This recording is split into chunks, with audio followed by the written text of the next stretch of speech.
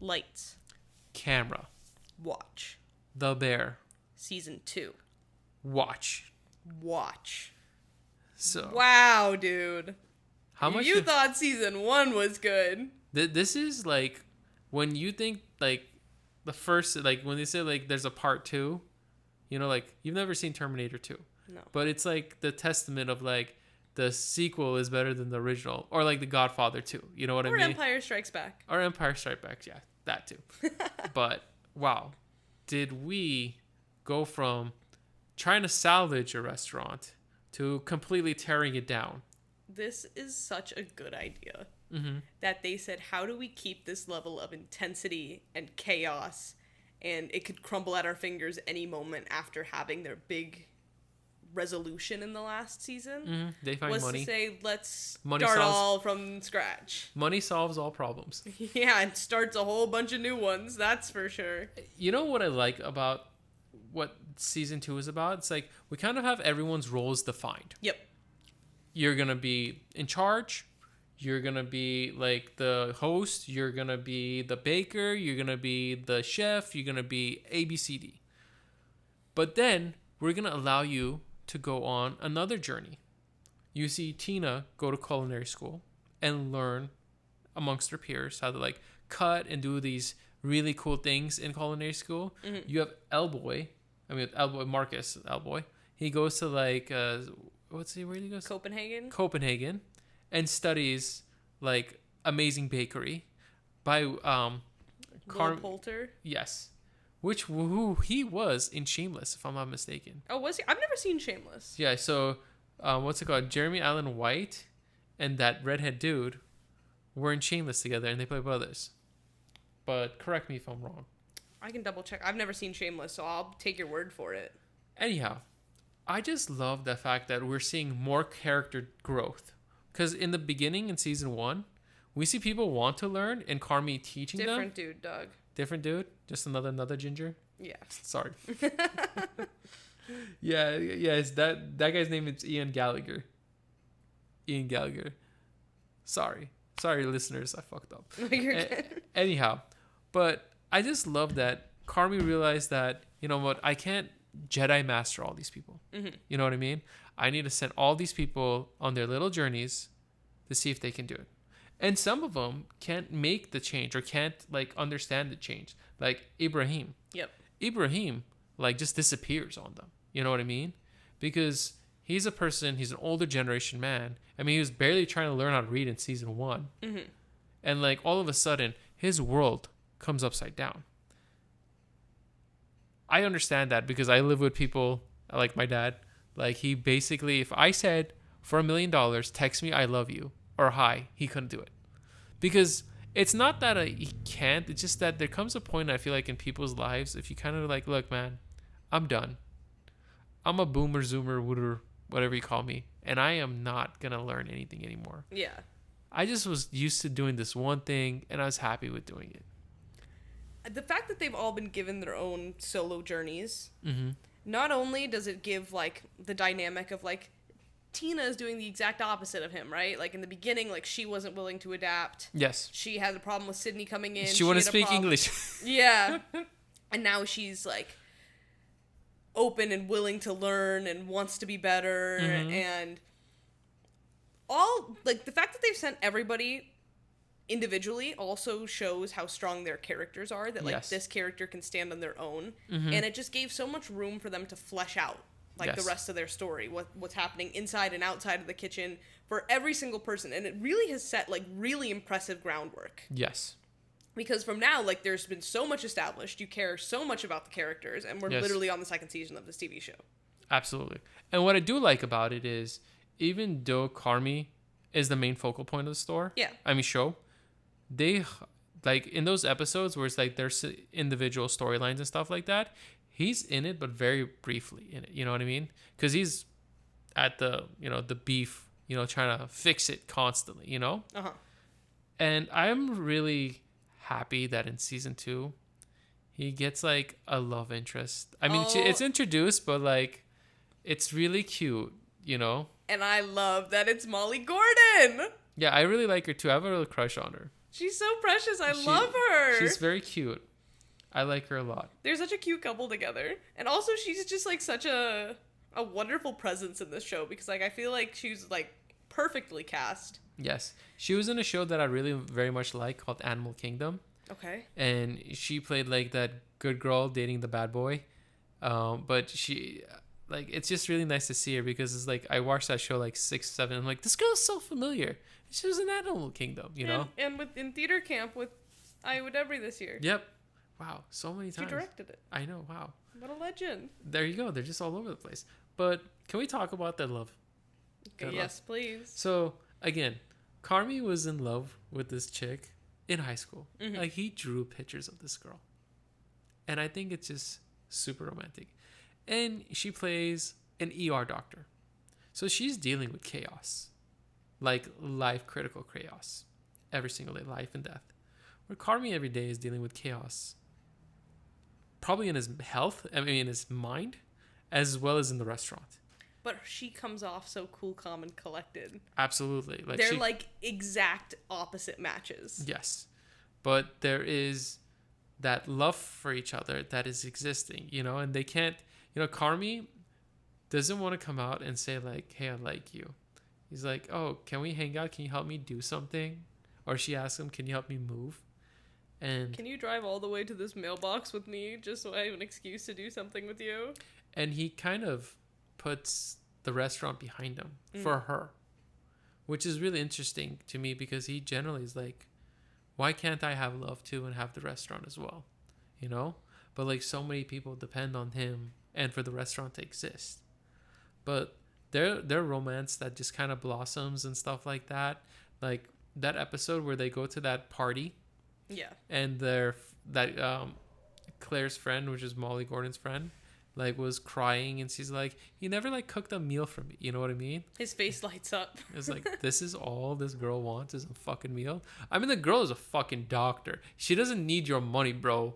She just wants like love and support. She just wants some fucking pasta. Yeah. You know what I mean? And they have that, like, since they did, like, know each other in school and they both had mutual crushes on each other but wouldn't want to admit it. Like, yes. She knows his family. She knows exactly what she's getting into by being around these people and, like, knows cousin and, like, pretty much all the groundwork. Like, she knows, like, where all the skeletons are hidden, you know? Yep. All the skeletons, all the problems. She knows about the brother. She knows about the mom. She knows that everyone's kind of like a train wreck. You know what I mean? But still is willing to like fall in love with this guy because he's just generally like a good dude. He's very just like lovable and like he's very just like sacrificing. And he's not like small time. He's not like the nerd in high school. Like this guy went and became like the best chef in New York and came back home. You know what I mean? Yeah. And I think that's kind of like, as a girl, I would kind of be like attracted to that too. It's like, yo, this guy could have been like everywhere. New York. He could have been with models and God knows what else.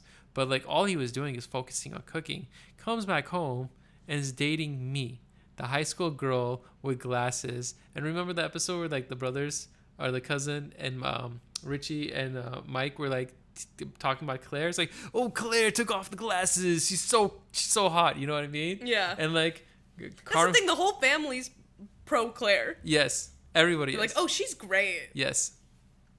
But like in that moment, like Carmi's all like, look, I fucking love this girl. Like, why you guys like, even back then, you know, it's like, look, I've loved this girl for my entire life. Like, don't talk about her like this, you know? It's like, I'll kill you guys. But he doesn't say that because he doesn't want to come off saying that like, oh, he likes this girl from back home, you know? Because he's Mr. New York, Mr. Big Shot, you know? Yeah. Even their meet cute in the convenience store is just so precious because he tells her like, oh, I'm starting a restaurant. She was like, oh, I bet I know what it's called. What is it? And he's just like, she says the Bear. And he was like, how did you know that? He's like, because you're Carmi and I remember you. And he's like, oh, what? You? The love of my life? Yes. So I was like so in love when they just kissed for the first time. And I'm like, thank you. Great payoff. I loved it. I appreciate that they didn't hold the, like, will they, won't they for too long, and they were just like, let's just give this for Carmi.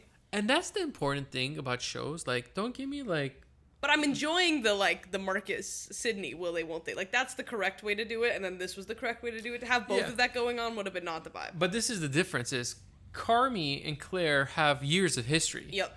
Where Sydney and Marcus just barely met each other like a couple of months ago. So they're playing off history, and like they're like, okay, we're going to fulfill our destiny, and we're going to get together. And just that sequence where there's that moment where she calls, and then he leaves it, goes straight from voicemail. It's like, I knew that was going to be such an important phone call. They wouldn't have done that. Obviously. They're so smart. They're so smart. I think I love Molly Gordon's addition to the show. I love giving Carmy Claire. I loved the last episode, but the last episode is like, That moment where should we save that for a little bit later? Let's save it for a little bit later. Let's talk about Richie. Okay. Richie has had quite an arc. His arc is incredible, and it's only season 2. Absolutely. That's why when you said in the last episode, their season 1 episode, that we still don't really know too much about Richie, or like how he got here. Yeah. Like, there's still so much about Richie to learn, and Richie's already had like a full turnaround, which is like just really, really plays off to like what a great character he is. Mm-hmm. And that says something about like anybody listening to this as an individual. It's never too late to change. Yep. It's never too late to learn something.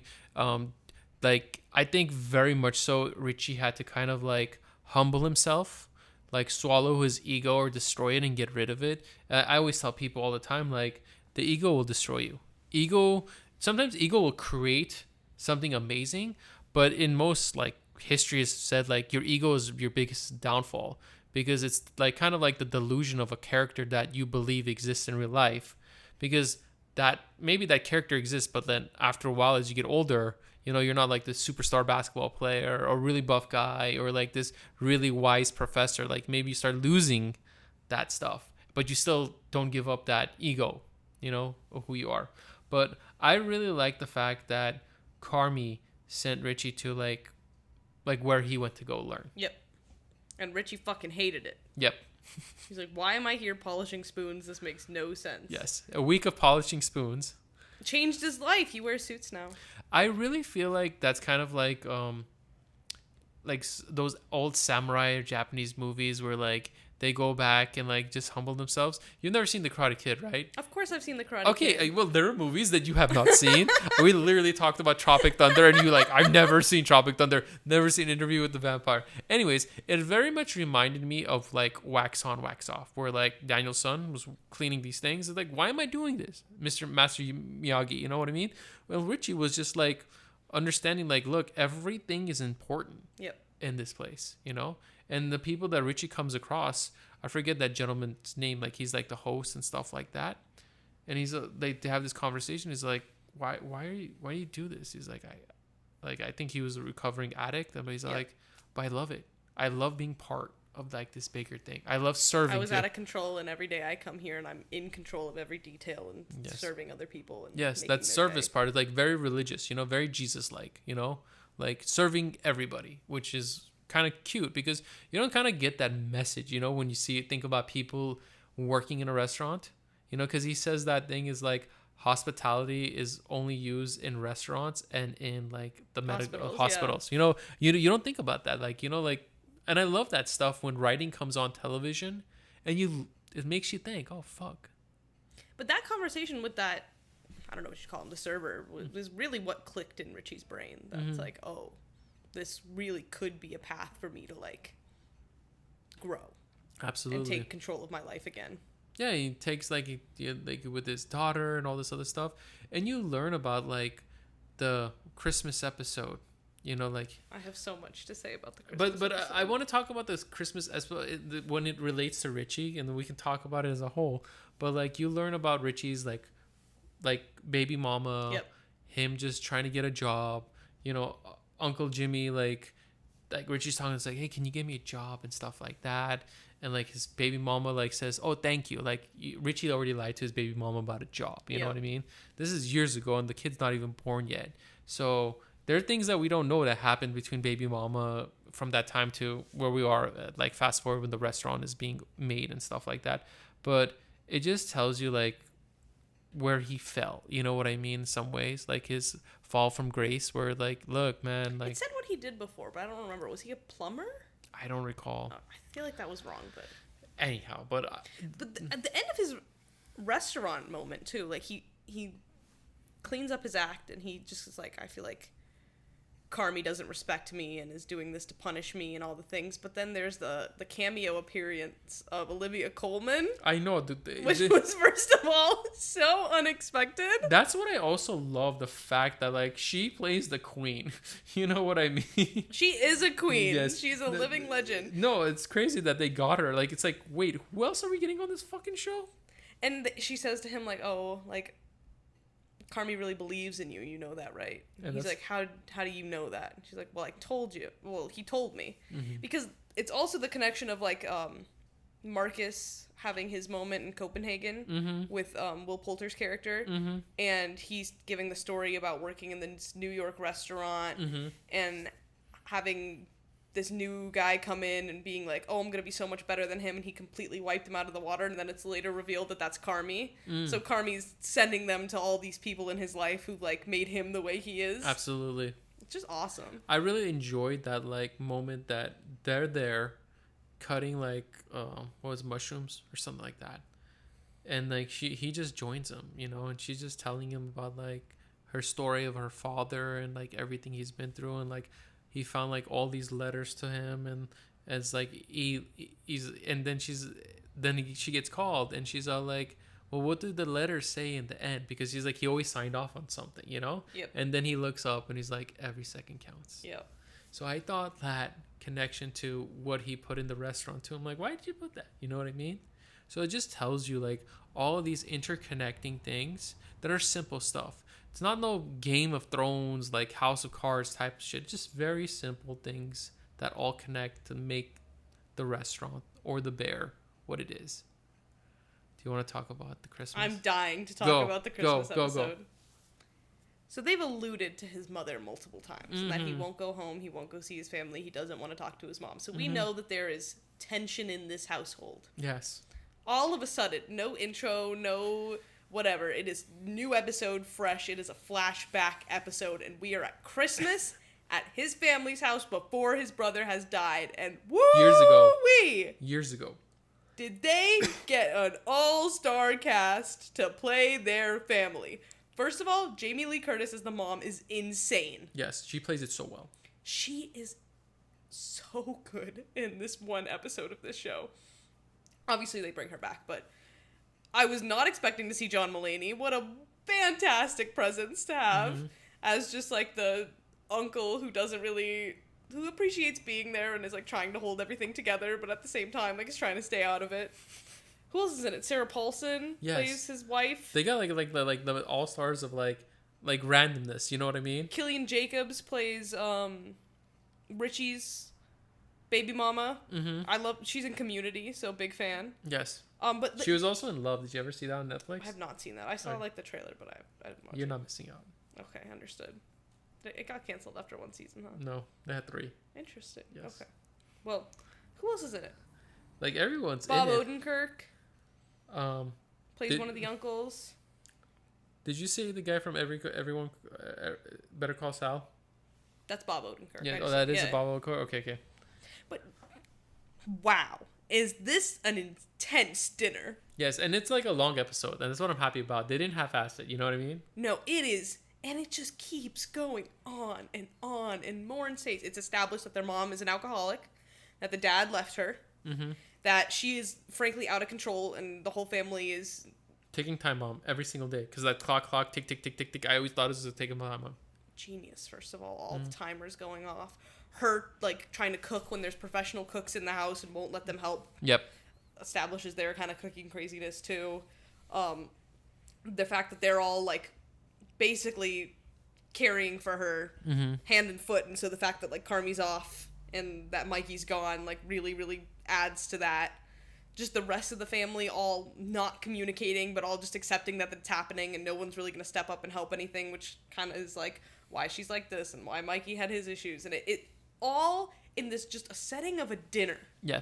And this happens all the time. Explains so much. Yes. This is like real life, like being Armenian and like having like I have experienced this.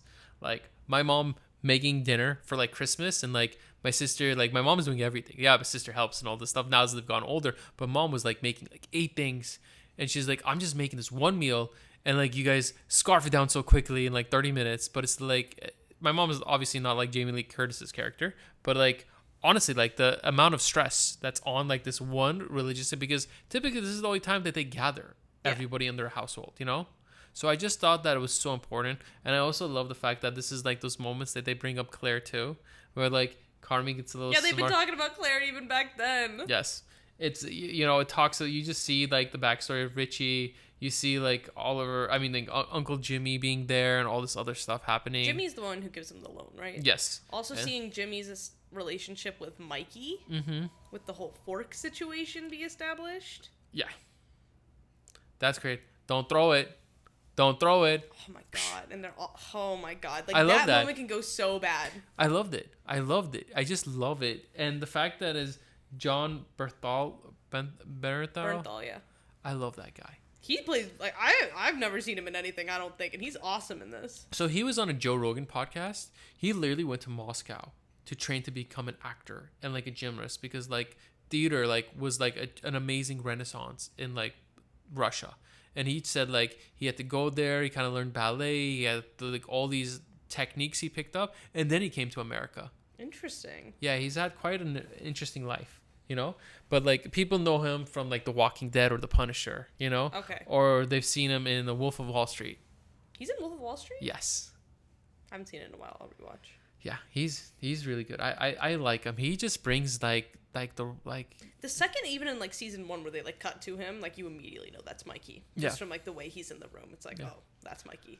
Yeah, he kind of gives me Tom Hardy vibes. Like him and Tom Hardy are in some ways like I get the vibe from both of them. You know what I mean? But it's just great to see like the backstory of everybody, not historically, but like 5 years before everything happens, like you see what happens. But I like that Sarah Paulin's in there, and like she's like a wealthy relative or a cousin. Yeah. She's like, come to New York. She's trying to save Carmi, dude. Yes. She knows what that environment's doing to him. Yes, and she saved him herself by getting out. And what's it called? John Mulaney, but he's a comedian, if I'm not mistaken. And like it's just like he has like a very interesting voice that I really like. And it's awesome that he's in this show, because you're in the show, you're watching it, you're like these I love John Mulaney so much. Do you? Like you have a comedian, you have like all these people that are in this situation, and they're all just like, wow, what a great table of people to have. You know, like you can put these people in any movie and it'll be like an Oscar movie, you know? Oh, but it's for sure. TV. They just knew like the importance of this dinner, and they cast an all-star crew to pull it off.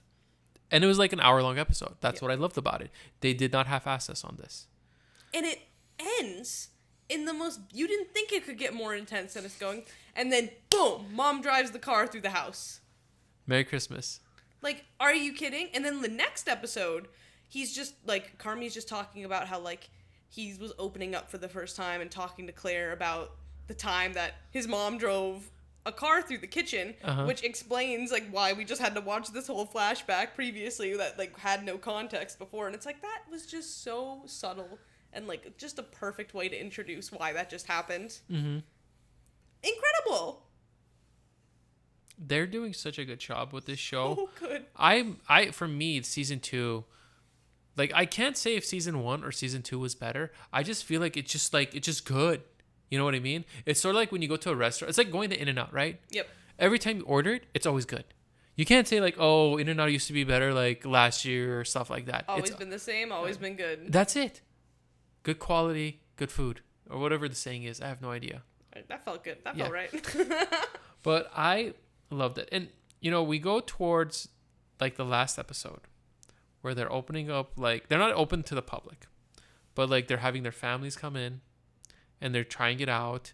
And what was interesting is Carmi invited his old New York City chef to come in, and he's like, you just see him in the corner, and it's Joel McHale, by the way. I know. That's a funny thing, and I see Joel McHale. Cast. Yes, and you don't think Joel McHale plays an incredible asshole. Yes, I mean, have you ever seen him? Have you seen Community? I love Community. But did you ever see Talk Soup when he was on E? I've seen clips of it. Yes, I loved him on Talk Soup. He was hilarious. I saw something that like he got the role of on Talk Soup because the guy was like, I just need someone to be an asshole, and someone was like, I got a guy for you.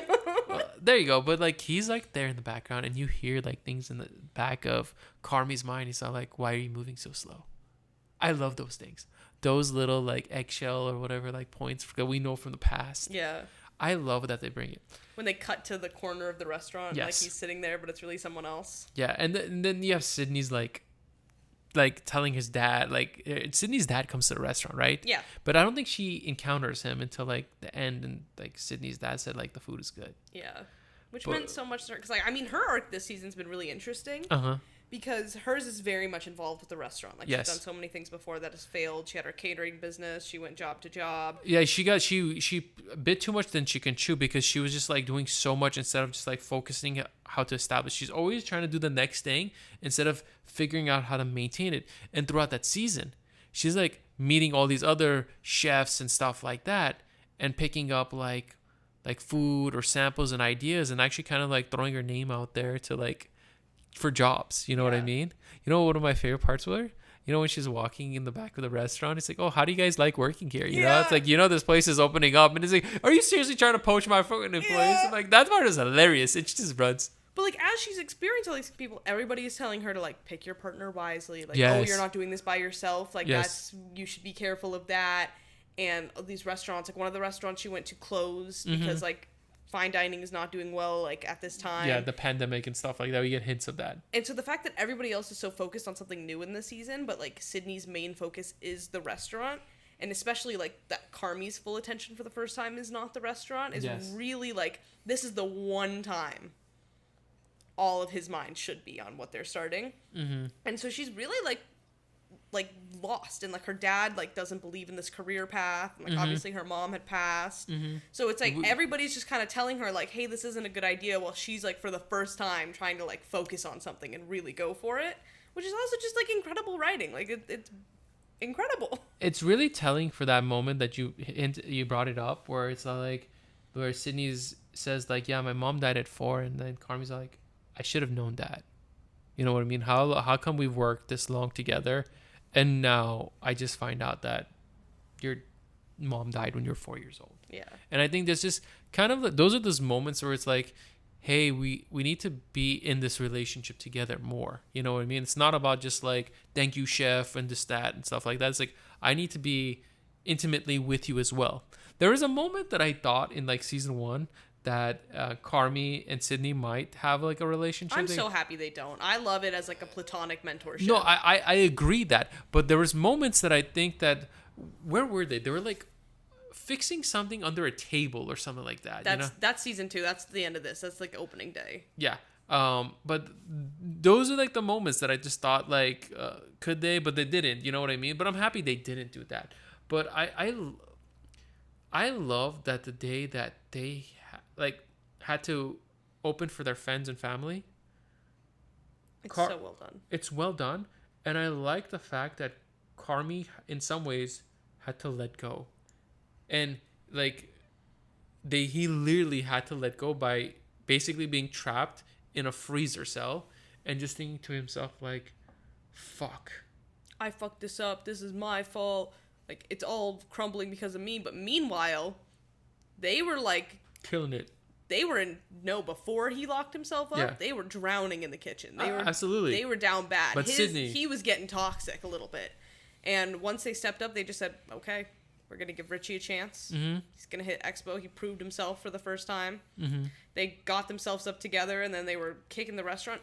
And I love the chaos cutting in between, like when they go from the kitchen and the back to when they go out into the room, and everybody in the restaurant, all the characters we've known like throughout, are just having such a wonderful time and are so blown away by how good the restaurant is. Yes. And then they walk back into the doors of the kitchen and the screaming starts again. Yeah, and and there's like glass and you can see it, you know what I mean? So you understand what's going on. If there's like bad stuff that's happening, and that's interesting how I've been to restaurants where it's like that, and it's like, God, imagine what's really going on back there, you know? Like, so you really get a sense of that. But it was just very heartbreaking where, like, you hear Carmi say, like, The only reason why I've been so successful is because this is what I'm good at. I'm a psychopath. I'm like a perfectionist. This is what I do. I can't have anything else. I was like, I can't like do all this other stuff, you know? And then he pretty much says like, this is only successful if I like accept that I don't deserve happiness. Yes. And I feel like that's like Claire's big thing is that like you do. And the fact that, oh my God, just break my heart. Why can't you be happy? Why can't you have your cake and eat it too? Like, maybe you don't get a franchise. Maybe you just have this one location. You know what I mean? But, like, you have this amazing woman that happens to be an ER doctor that loves you to death, that probably can get any other guy she probably wants. Obviously. But she loves you because you're the high school sweetheart that came back home, prodigal son, is giving everybody in the community a job and, like, an education. And you're really, like, passing on your knowledge, you know, like you're really believing in people, you're believing in the city. Like you could have just left everything behind, but like when he says those things, you kind of just think to yourself like, no bro, like I wish you were in there like giving a hug, like and just telling us like, no, you deserve to be loved, you deserve good things, you worked really hard, you know, it won't be easy, you know, but it's like you have people you can rely on, and that's what they were doing. They were like killing it, you know. That's like he doesn't think that's happening either. Like, he's locked away and he thinks everything's all to shit. He can't understand that, like, he's trained all these people in this last season to be able to hold their own, and they pulled off for him this season. Yes. Even the new guy's fucking doing heroin or coke outside and, like, it is unfazed by that. I like that Marcus is they're down like, a person and they're doing fine. Like, they're down Marcus 2 people. was like, I think I gotta fire you. That was awesome. He goes and tells Sydney, he's like, well, I think I fired him. It's like, I think you know. Well, some good news. Yes, some good news. You know what I mean? But like it's interesting that, you know, I knew the restaurant was gonna open because obviously it had to, because like everything, like with whether it was the gas line or like the electrical or the freaking, they have mold and everything you can think of, and their mom is going wrong at this restaurant. But like everybody comes in and plays their part and fixes it and gets the thing growing. But like I think they're so smart in the way that like there's moments where it's like the fridge guy's calling, he doesn't answer the phone. Yeah. He puts the phone down and goes to something else. They plant incredible seeds. Yeah, it's only afterwards like fuck. It's like The Usual Suspects. Have you ever seen this Usual Suspects? It's like Kaiser Soze stuff. You know what I mean? You'll understand it when we watch it and talk about it. Sounds good. Yeah, Usual Suspects. I feel like put it on the list. Just, yeah, I feel where's like your sub list going? I feel like you're gonna like watch that movie. It's not for me, dog. You know, I didn't think you was. You know, probably, but you know what? I'll give my 2 hours to it. There you go. With an open heart. I'm telling you. I just think they did such a good job, like maintaining and not dropping, if maybe even improving from season 1. Yeah, and the thing is, like, they even have a beautiful premise for season 3 lined up, because they already know that they owe Uncle Richie all this money and they have to pay it off in a year and a half because Carmy gave like a ridiculous timeline. Mm-hmm. So it's already like the next season's gonna be like gotta pay the struggles of the restaurant, and if we're gonna pay this guy by the deadline. And it just tells you some realistic stuff. Like he's like, yo man, like if I sell this property, I can get like X amount of money. You know what I mean? But like I need you to fucking pay up, because like all these like loans and stuff like that, like someone has to pay. Interesting, you know. But it's that's real life. I wonder how many seasons this show will go for. I hope it goes for a long time because I really love it. But right now, obviously, it's because of the strikes, so I can't like be too upset. I have a feeling that this show will go like 3 seasons. You think? Honestly, if it like did a well-written 3-season wrap-up, I wouldn't be upset. Because my problem with TV... Yes, tell me.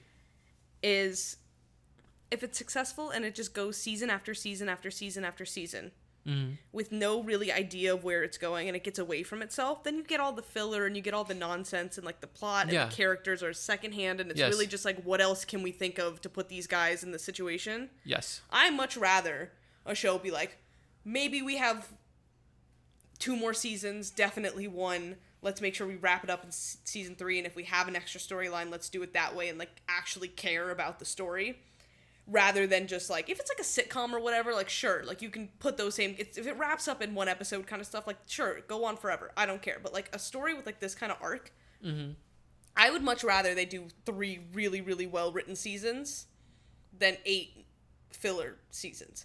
But now I cannot wait for season 3 of The Bear. And we're probably not going to get it until minimum 2025. Yeah, realistically. And again, that's the strike's fault. But like that TV shows, like, they'll get canceled on you once they on a cliffhanger, and it's not because of the quality of the show.